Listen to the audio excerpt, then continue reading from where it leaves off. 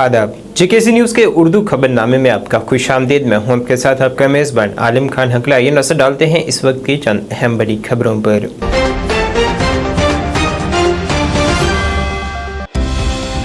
सदर जमहूरिया के ओहदे के लिए वोटों की गिनती जारी। 18 जुलाई को डाले गए थे वोट।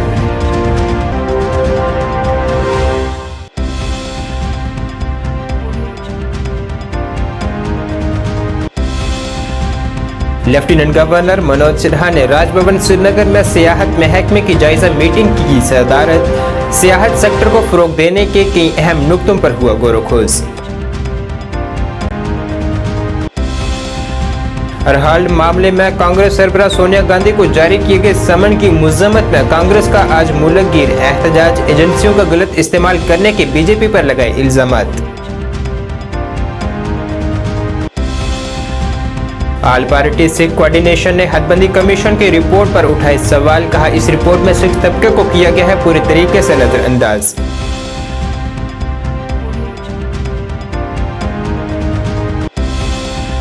और तेज बारिश के बाद आई पस्सियों की वजह से कश्मीर का मुल्क के दीगर हिस्सों से सड़क राब्ता हुआ मुनक़ता। 1000 से ज़ायद गाड़ियां शाहरा पर हुई दरमंदार।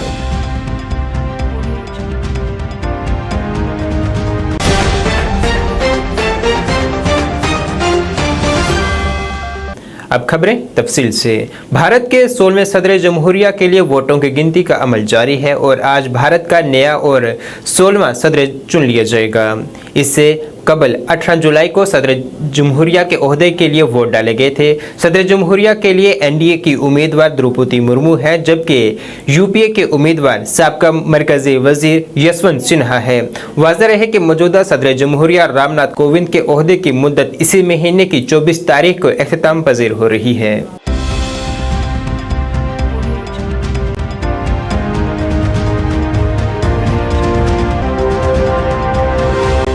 लेफ्टिनेंट गवर्नर मनोज सिन्हा ने आज राजभवन श्रीनगर में सियाहत महकमे की एक मीटिंग की सदारत की है।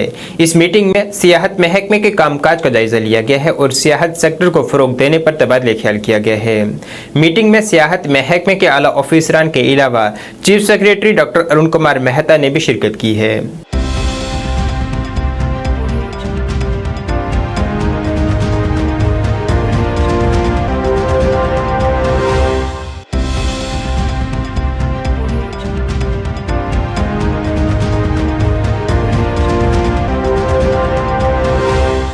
कांग्रेस सरबराह सोनिया गांधी को इन्फोर्समेंट डायरेक्टोरेट की जानिब से अरहाल मामले में जारी किए गए समन के मामले में पूरे मुल्क में कांग्रेस की जानिब से एहतजाजी मुजाहरे किए जा रहे हैं। ऐसा ही एहतजाजी मुजाहरों का सिलसिला आज जम्मू में भी देखने को मिला। यहाँ कांग्रेस लीडरान ने मरकजी हुकूमत के खिलाफ नारेबाजी करते हुए एजेंसियों का गलत इस्तेमाल करने के इल्जामात आयद किए हैं। कांग्रेस लीडरान का कहना था कि मौजूदा हुकूमत में कानून की कोई बालादस्ती नहीं है। इस दौरान मुजाहिरीन को पुलिस ने हिरासत में भी लिया है।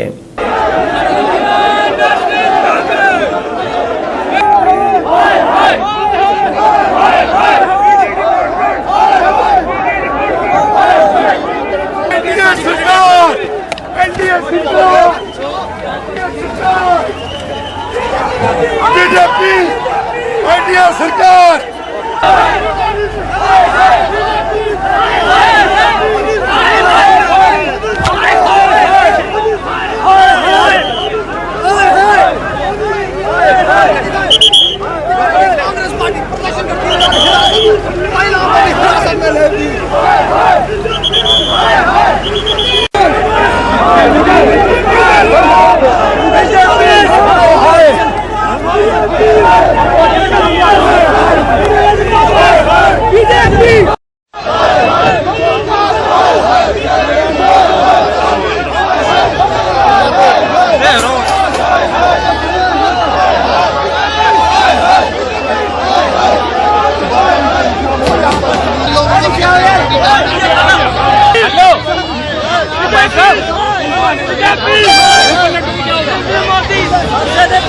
जोर जबरदस्ती की संघर्ष जो है हमारा सत्याग्रह है, जो जोर जबरदस्ती की राजनीति देश भर में हो रही है। आज श्रीमती सोनिया गांधी पे जो है वो जिस तरह से हमला बोला जा रहा है कांग्रेस पार्टी पे, कांग्रेस पार्टी ना अंग्रेजों से डरी है ना इनसे डरेगी। ये अंग्रेजों के पिट्ठू कांग्रेस पार्टी को नहीं डरा सकते।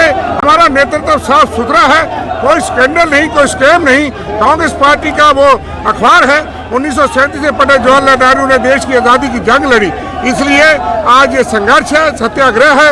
मोदी सरकार का जो अत्याचार है विरोधियों के खिलाफ और कांग्रेस नेतृत्व और गांधी परिवार के खिलाफ, सारी कांग्रेस एकजुट इकट्ठे होकर के हम अपने नेतृत्व के साथ खड़े हैं, ले जाएंगे।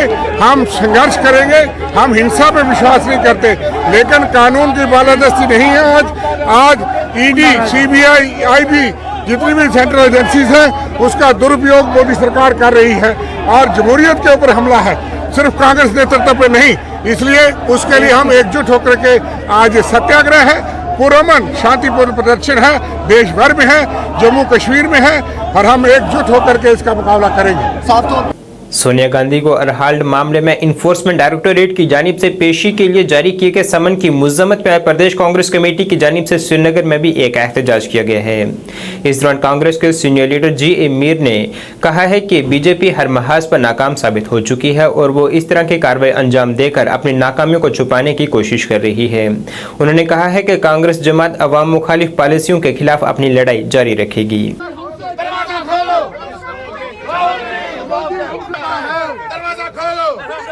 दरवाजा खोलो,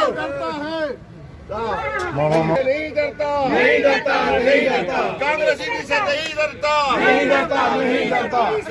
ईडी सरकार, ईडी सरकार, ईडी सरकार, हिटलर सरकार, हिटलर सरकार, हिटलर सरकार। पूरे देश में तमाम स्टेट कैपिटल्स पर कांग्रेस पार्टी की तरफ से ये एक सत्याग्रह के नाम से एक प्रोटेस्ट है, पीसफुल प्रोटेस्ट। खासकर कश्मीर में जो आप देख रहे हैं, बिल्कुल पीसफुल प्रोटेस्ट। तमाम कश्मीर वैली से जो हमारे चीदा वर्कर्स है वो सारे जमा थे। 10:30 बजे से अभी 1 बजे तक कंप्लीट ब्रीफिंग दी गई इस तमाम वर्कर्स को और हमने कंडेम किया मोदी सरकार के इस एक्ट को, जिसके तहत में हमारी नेशनल लीडर सोनिया गांधी को उन्होंने इस अलील हालात में जो ईडी के सामने बुलाया है और ऐसे केस में जिसका कोई ना हाथ तो ना पैर, ना कोई एफआईआर, ना कोई इल्ज़ाम, और अगर वो मनी लॉन्ड्रिंग की बात करते हैं, पूरे देश में इमेज टार्निशिंग की बात करते हैं।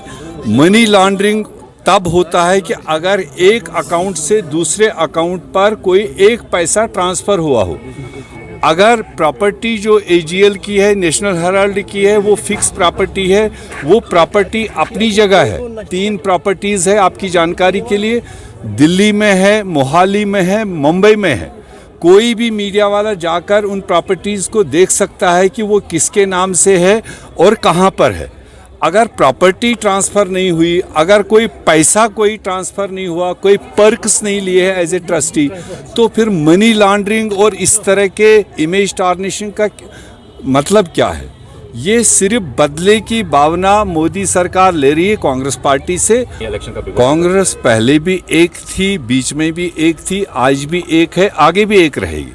हमारी एक सोल क़यादत और जिसको हम कह सकते हैं सेक्रीफाइस से भरी हुई क़यादत सोनिया गांधी, उनका इशारा हम सब के लिए काफ़ी होता है। हाँ, कांग्रेस एक देश की सबसे पुरानी पार्टी है, सबसे बड़ी पार्टी है। मैंने बारहा ये कहा, इसमें डिफरेंस ऑफ ओपिनियन हो सकता है, उसमें मतभेद हो सकता है, और वो मतभेद जब लीडरशिप सुनती है, सब लोग अपनी अपनी बात रख चुके हैं, उसके बाद किसी के भी मन में कोई मनमुटाव नहीं है। देखने समझने की बात है।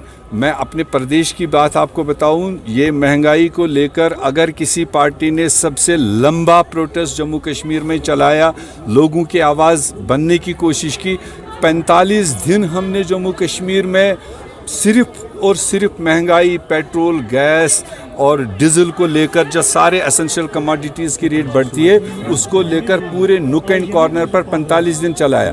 आज भी पार्लियामेंट में कांग्रेस पार्टी का ये प्रस्ताव मोदी साहब के सामने है।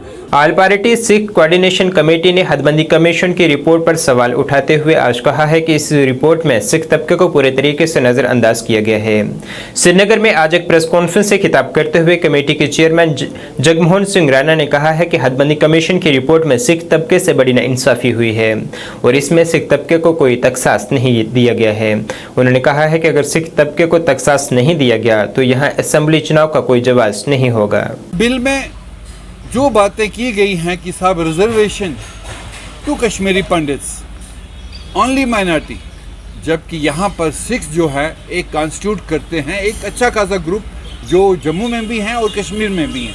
आप इस कम्युनिटी को कैसे इग्नोर कर सकते हैं?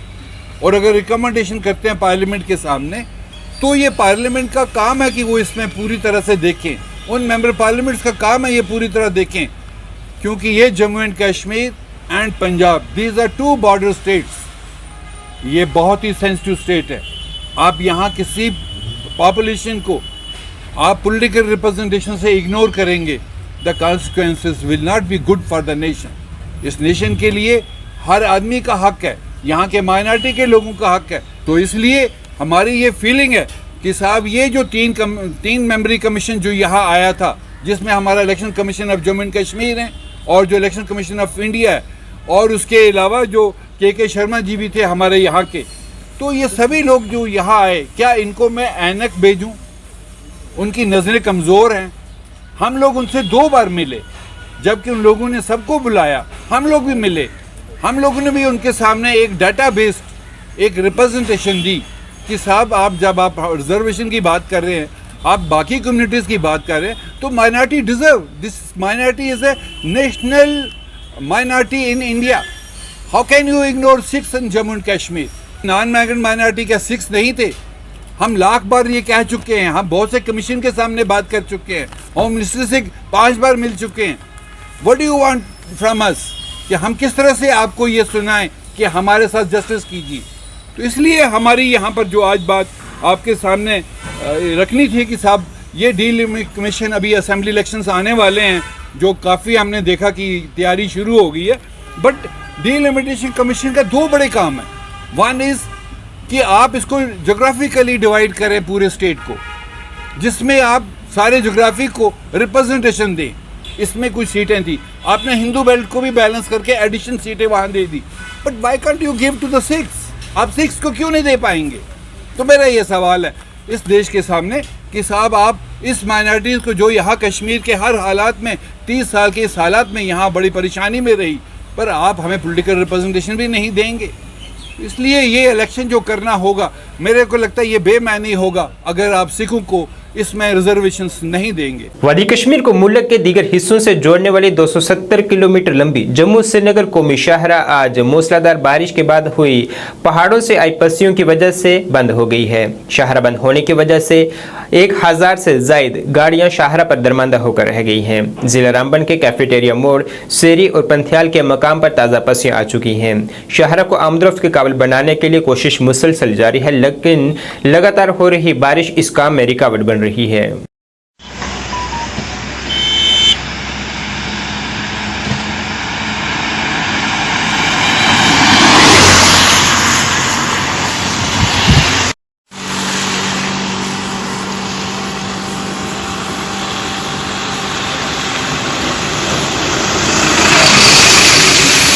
जम्मू भगवती नगर बुनियादी कैंप से आज श्री अमरनाथ जी की यात्रा का ताज़ा काफिला बाबा बर्फानी के दर्शनों के लिए वादी कश्मीर की जानिब रवाना हुआ है।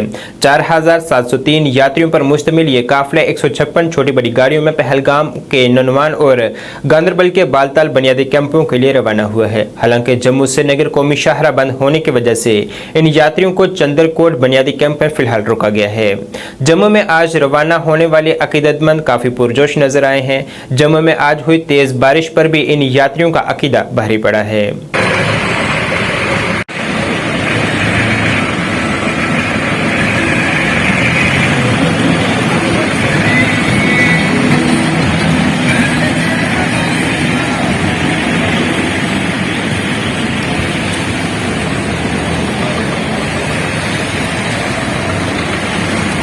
पिछले कुछ दिनों से पड़ रही गर्मी से आज जम्मू की आवाम को काफ़ी हद तक राहत मिली है। गुज़िश्ता रात से हो रही बारिश से मौसम काफ़ी खुशगवार हो गया है। बारिश की वजह से कई जगहों पर सड़कों पर पानी जमा हो गया है और कई नदी नालों में भी सैलाब जैसे हालात पैदा हो चुके हैं। महकमा मौसमियात की पेशनगोई के मुताबिक जम्मू कश्मीर में आइंदा 24 जुलाई तक मौसम इसी तरह का रहने का इम्कान है। आज सुबह हुई बारिश की वजह से लोगों को अपने काम काज पर जाने में भी मुश्किलात का सामना करना पड़ा।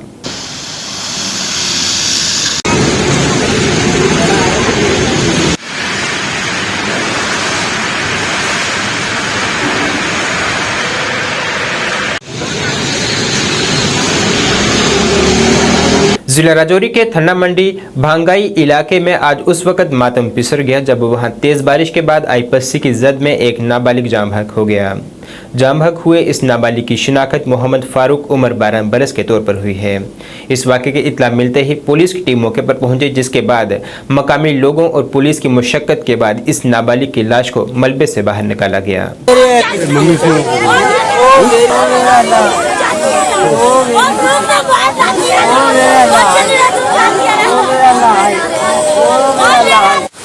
जिला पुंछ के मेंढर इलाके में तेज बारिश के बाद आए सैलाब की जद में आकर चित्राल पुल सैलाब में बह गया है, जिसकी वजह से कई गांवों का आपस में राब्ता कट कर रह गया है।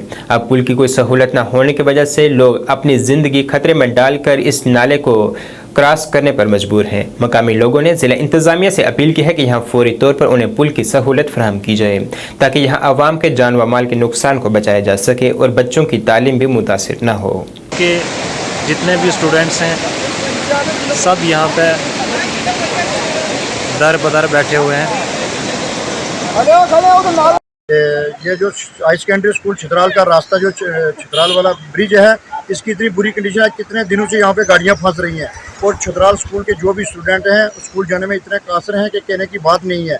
कितनी गाड़ियाँ जो हैं वहाँ पे बह चुकी हैं। ऐसे कबल जब नेक्स्ट पिछले वाला साल जो था, पीछे वाला साल, उस वक्त भी गाड़ी वहाँ पे बह चुकी है, मगर आज तक एडमिनिस्ट्रेशन को यही नहीं है कि इस पुल की तामीर की जाए। और कुछ यहाँ के निरस्त जो लोग हैं, लीडरान लोग, मतलब DDC लोग हैं, उन्होंने कहा कि हमने बहुत बड़ी डेवलपमेंट की। मैं कहता हूँ आज 2-2.5 साल हो गए उनको बने हुए, मगर आज तक इस पुल का सबसे पहले जो काम इन्होंने करवाना चाहिए था, मगर ये बातों तक ही महदूद हैं। आज तक 1 रुपये का काम ग्रास रूट पे नहीं है।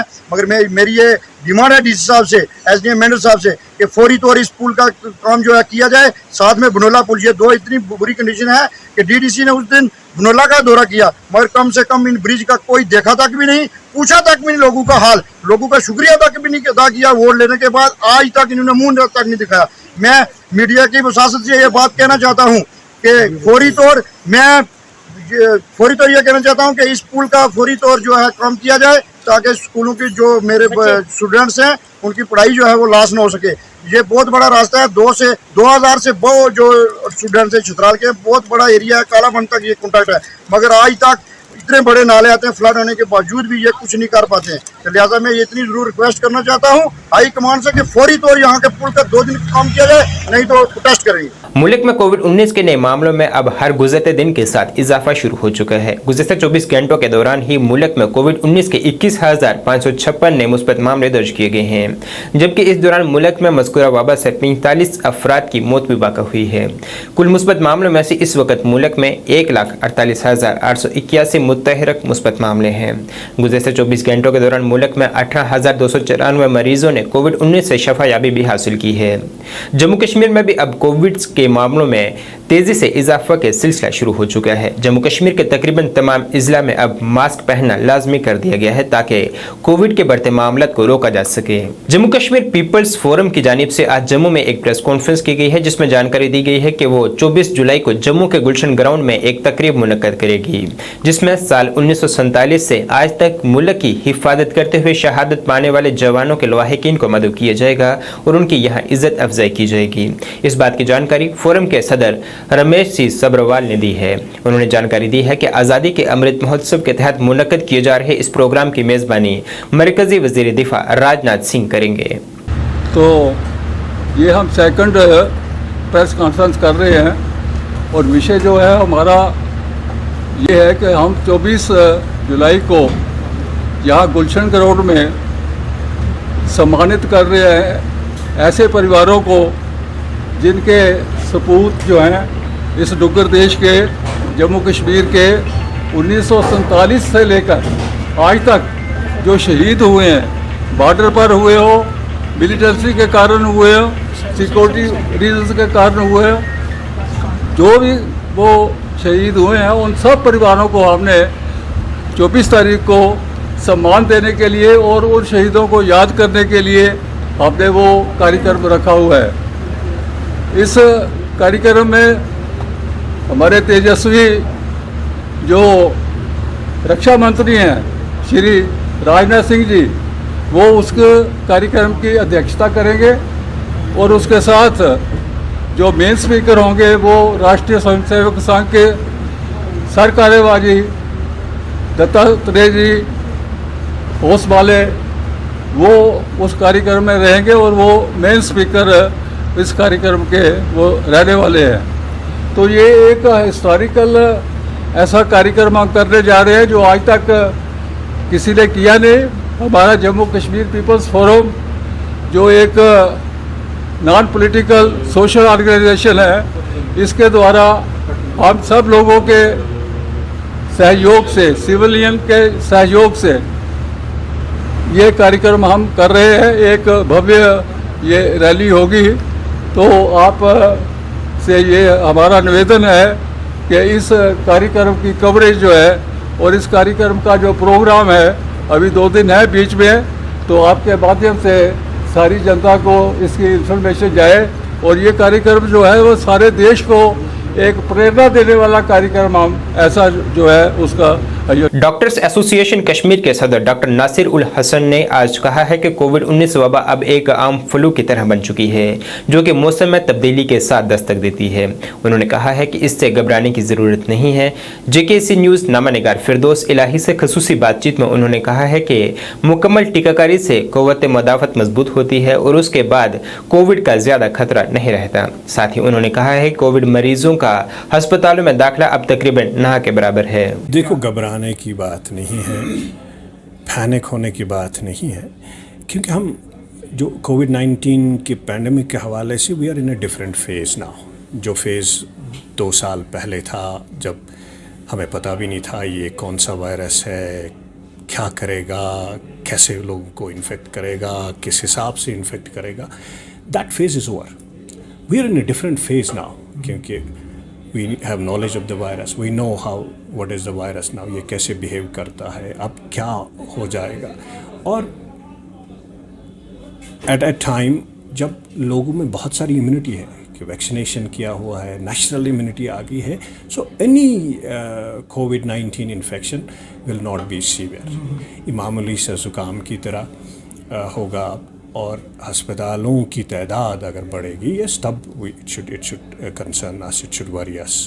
बट लेकिन अस्पतालों में देयर इज़ ज़ीरो हॉस्पिटलाइजेशन और कोविड-19 अब एंडेमिक हो गया है। उसका मतलब ये है कि जिस तरह बाकी वायरस है, ज़ुकाम वायरस, जिस तरह बाकी ज़ुकाम वायरस, इन्फ्लुएंजा वायरस है, उसी तरह ये भी एक वायरस है, आम फाम वायरस की तरह अब ज़ुकाम करेगा और चला जाएगा। देखो, वैक्सीनेशन या बाकी चीज़ों की मतलब ये नहीं है कि मतलब तब भी थोड़ा सा इन्फेक्शन हो जाएगा। जिस तरह फ्लू है, ये सीजनल विंटर हर साल आता है, कभी उतार कभी फिर देन इट फॉल्स। उसी तरह कोविड-19 जो है, there will be some cases in between and it can go in between, so there will be rise and fall of the cases। तो इसमें घबराने की बात नहीं है कि अब केसेस और आगे हैं। Case counting has no relevance now.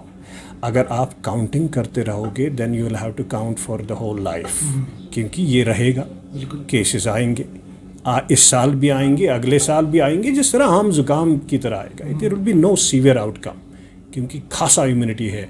We are now immune against this all variants. So हमें अगर करना है कुछ, we have to basically focus। अस्पतालों में तो नहीं है patients as of now, there is zero hospitalisation. या अगर कोई जिस तरह बाकी वायरसेस एल्डरली या जिनको अंडरलाइंग मेडिकल कंडीशंस हैं उनमें थोड़ा सा सीवियर हो जाता है, उसी तरह ये कोविड-19 वायरस भी उनमें सीवियर हो सकता है। इसीलिए we have to focus on these high risk groups, क्योंकि एक वाइड सेपरेट कम्युनिटी में जब इम्यूनिटी आ जाती है तो एक हर्ड इम्यूनिटी आ जाती है। अगर 70 या 60% people are immune in the form of infection, and तो that means whole community is protected. तो घबराने वाली कोई बात नहीं है. They are protected against the severe disease. अगर आप सो इट डज़ नॉट, ये जो पहले हम सैनिटाइज़र करते थे वो भी इरेशनल था, अनसाइंटिफिक. उन दिनों में मैंने बताया था कि इरेशनल है, मत करो लोगों के मकान ख़राब. यहाँ पे म्यूनसिपलिटी ने लोगों के कपड़े ख़राब कर दिए, मकान कर दिए, अस्पताल ख़राब कर दिए, सारा कुछ ख़राब कर दिया. That had no rationality. अब जब पता भी नहीं होता है इनिशियली और सुनते भी नहीं हैं ये साइंस, तो उन दिनों in that rush they did all mad things. लेकिन मास्किंग की आप जब बात करते हो, masking is a personal choice. जब ये एंडेमिक आ जाता है, इट्स अ पर्सनल चॉइस कि जब कम्युनिटी में खासा तादाद हो जाएगा देखो ये आपको मानना पड़ेगा कि मैट्रिक जो पैरामीटर है, it's not case counting now. कौन सा मैट्रिक है? हॉस्पिटलाइजेशन. अगर आपको अस्पतालों की तादाद बढ़ गई तो तब आपकी जो रेस्ट्रिक्शंस या मास्किंग वगैरह that will become mandatory. Otherwise as of now, since the hospitalization is zero, so this masking should be a personal choice. SDM Surankote Naeem ul Nisa Bhatti ने सब जिला अस्पताल सुरनकोट का आज एक अचानक दौरा किया है. यहाँ उन्होंने अस्पताल में मरीजों से भी मुलाकात की है और उनका हाल चाल जाना है. साथ ही उन्होंने मरीजों को फराहम की जा रही सेहत सहूलियात का भी जायजा लिया है. अपने दौरे के दौरान उन्होंने मुलाजमिन की हाजिरी भी देखी और उन्हें सख्त हिदायत की है कि वो मरीजों को मयारी सेहत सहूलियात फराहम करने को यकीनी बनाएं. वो प्लॉट हमारे चला हुआ है. मेडिसिन कौन सी दे रहे हैं आप इनको? इंजेक्शन बताओ, सिर्फ कहाँ की मेरी घर पता चल पता किसे लगना है ये यही था, उसने क्या था, ओपन ही वाला था. यार सफाई कौन करता है? पेमेंट क्यों नहीं है? कैंटीन कब से बनी हुई है, लोगों को फायदा होना चाहिए इसका. हाँ वो तो है, वो तो लोगों को फायदा होना चाहिए. ऐसे बना कर बंद करके रखी हुई है. जी जी. मेरे तो नोटिस में आ गया है, इसको करो ओपन. जिसका भी फॉल्ट है उसके खिलाफ लिखो. आप लिखो, लेटर लिखो. ये स्ट्रीट लाइट खराब है, हमें चलो बनेंगे. ये अगर चल जाए तो इसका 3 और 4 बैठेंगे. यहाँ पे इमरजेंसी जो रूम है आपका, यहाँ पे डॉक्टर नहीं, यहाँ पे नहीं अभी न्याय मतलब आपके पे इमरजेंसी रूम है, यहाँ इमरजेंसी ड्रग्स होनी चाहिए. है हमारे वो इधर ही, यहाँ पे कोई यहाँ किट किट बनाओ, ये यही रखो, ताकि जैसे ही कोई पेशेंट आता है आपको वहीं ड्रग्स लगाओ, वहीं पे एक बॉक्स लिख दो इमरजेंसी. ठीक है, इमरजेंसी ड्रग्स तो भी बॉक्स का बना दो नाम का. कहीं आगे मुझे दौड़ने की जरूरत नहीं पड़ती है. हाइड्रोकॉर्टिसोन वगैरह वो किट जो बनाई है ना, इसी में इमरजेंसी रूटीन के लिए. जिला पुंछ के सुरनकोट में मुनक़द हुए YSS वॉलीबॉल कप का दूसरा मरहला अख्तिताम पजीर हो चुका है. आज इस टूर्नामेंट का फाइनल मैच खेला गया. इस टूर्नामेंट में 10 टीमों के कुल 140 खिलाड़ियों ने हिस्सा लिया. टूर्नामेंट के फाइनल मैच में सरकारी हायर सेकेंडरी स्कूल सुरनकोट के प्रिंसिपल इफ्तिकार अली हुसैन शाह मेहमान खसूसी के तौर पर मौजूद रहे. टूर्नामेंट में कामयाबी हासिल करने वाली टीम को इस दौरान मुबारकबाद पेश की गई और उसमें इनाम भी तकसीम किए गए हैं.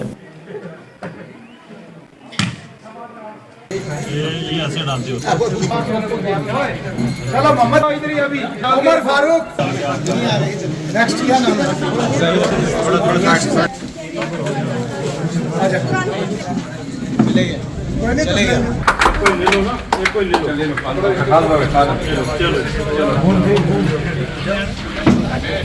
बहुत अच्छा एंजॉय किया, अच्छा मैच हुआ है जी सर. जो ये इस वक्त ये पंचायतों पर जो मैच हुए हैं बहुत अच्छे हुए हैं. इसमें तमाम स्टाफ इमरान खान शुक्रिया अदा करते हैं जिन्होंने यहाँ पर जो टैलेंट लिया है इनको आगे लाने की कोशिश की है. उनका बहुत बहुत शुक्रिया. मोहम्मद आमिर नवाज है. आज हमारा यहाँ इंटर पंचायत वॉलीबॉल कंपटीशन था जिसमें हमारी टीम चैंपियन रही और दूसरी की टीम रनर अप रही. हमें बड़ा अच्छा लगा ये मैच खेल के. हमें गवर्नमेंट से बड़ी मतलब हौसला अफजाई मिल रही है. ये टूर्नामेंट जो मैच करा रहे हैं तो हमें हमारी अफसर हौसला अफजाई कर रहे हैं और हमें मौका दे रहे हैं अपने हुनर को आगे दिखाने. कप स्पोर्ट्स JNK UT की तरफ से खेलो इंडिया और फिट इंडिया मूवमेंट की राह पर सुरनकोट में एक वॉलीबॉल मैच का आयोजन किया गया जिसमें 2 टीमों ने भाग लिया और उसमें एक टीम जो है वो विनर दे दी गई. और मैं शुक्रिया अदा करता हूँ LG गवर्नमेंट का कि जिस तरीके से उन्होंने खेलो इंडिया और फिट इंडिया मूवमेंट जो है वो हर गांव तक चलाई है. इसमें कोई ज़रूरी नहीं है कि जो बच्चा जो है वो स्कूल में ही होना चाहिए। जो स्कूल में नहीं भी पढ़ता है उसके लिए भी ये बड़ी पारी एक अचीवमेंट करने के लिए एक बड़ा अच्छा प्लेटफॉर्म है, जहाँ बच्चों को एक बहुत अच्छा प्लेटफॉर्म मिलता है जिसकी तर्ज पर बच्चे आगे जाकर अपना नाम रोशन कर सकते हैं। मैं शुक्रिया अदा करता हूँ एक बार फिर डायरेक्टर स्पोर्ट्स का और चीफ एजुकेशन जो स्पोर्ट्स ऑफिसर हैं हमारे, उनका शुक्रिया अदा करता हूँ कि उन्होंने एक अच्छी मूवमेंट लिया। नौजवान खिदमत और खेल महकमे की जानिब से जिला कुपवाड़ा में बेन जोनल जिला सतही वॉलीबॉल मुकाबलों के लिए ट्रायल लिए जा रहे हैं, जिसमें 17 बरस से कम उम्र के खिलाड़ी काफ़ी जोशो खरोश से हिस्सा ले रहे हैं। यहाँ ये ट्रायल महकमे के जिला ऑफिसर जतिंदर सिंह की निगरानी में लिए जा रहे हैं। इस ट्रायल में कामयाबी हासिल करने वाले खिलाड़ियों को जिला और यूटी सतह पर खेलने का मौका मिलेगा। यह ट्रायल मुकाबले 27 जुलाई तक जारी रहेंगे।